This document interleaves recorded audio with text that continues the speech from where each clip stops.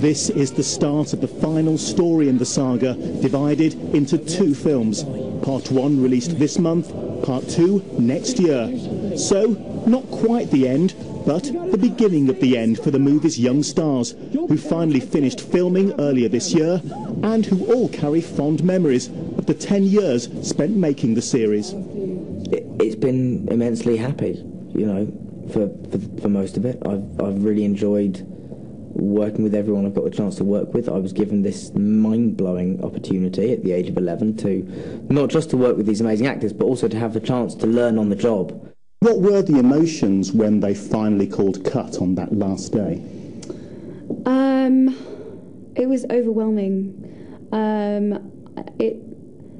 It just felt like the end of a world of mine. Since we finished filming a few months ago, it's kind of been quite a weird. It has been really kind of hard to kind of adjust, really, because it's been such a huge kind of part of my life.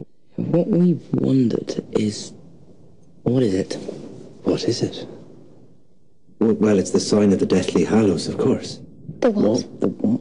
The Deathly Hallows. Most of the previous films have been set at the Wizarding School the three characters attend, but Hogwarts doesn't actually feature in this movie at all, giving it a particularly different feel. It was very different, and I think, it really comes across in the film, you know, when you see it, it has a totally different feel, and I think a lot of that is because we're not in those familiar corridors of Hogwarts. More unfamiliar territory was Emma filming a scene where, for the first time in the movies, she shares a passionate kiss with Daniel Radcliffe. Dan and I do have a snog in this film. It felt very weird, I have to say. In a way, I feel like not really knowing an actor that well and kind of like doing it would be easier, but having so much history, so much history with him was just really felt very weird.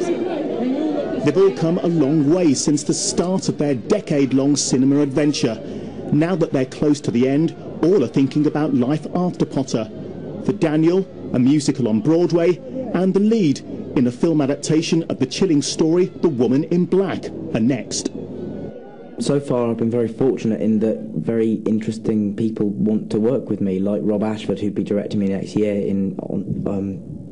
on Broadway, and also James Watkins, who's directing me in Woman in Black. You know, I've been very, very fortunate thus far in that they want to work with me, and they want to test me and see what I can do. Do you feel as you want to develop as an actor and do other things as an adult that Harry Potter can sometimes be a bit of a disadvantage? It'll always kind of be with me, and I'll always be the ginger one from Harry Potter. But yeah, I'm really proud of kind of being a part of it, and I think as long as I kind of make the right choices and just I want to do kind of more different roles and just to see what happens, really. I must be the one to kill Harry Potter. And for Emma especially, a huge amount of attention from both press and public has been one consequence of her fame. The lack of privacy I find difficult. The lack of anonymity. You know, you can't go to the Boots or the pharmacy without someone being like, "Oh, you're the girl from Harry Potter," and I'm like, "Yeah, I'm just buying my tampons." See you in a bit. So it's a bit awkward sometimes, but yeah, I don't know. It's a bit surreal. I'm not gonna lie, it's a bit surreal. But they all still look back on it as a positive and life-changing experience. The end of a real era, really. To suddenly kind of not have that anymore. It's kind of weird, but yeah, I'm kind of ready as well to kind of move on. It's kind of a good time. I'm excited to move on. You know, it's been 10 years, and I'm excited to see what the world has in store for me next. It's something that I just am immensely proud to be a part of. But you know, 10 years is a long time, and it's now, you know, I'm ready to walk away. You really don't stand a chance. And no doubt millions of fans will find the final end of the Potter films as emotional and moving as Daniel, Emma and Rupert have. Lisa Mzimba, BBC News.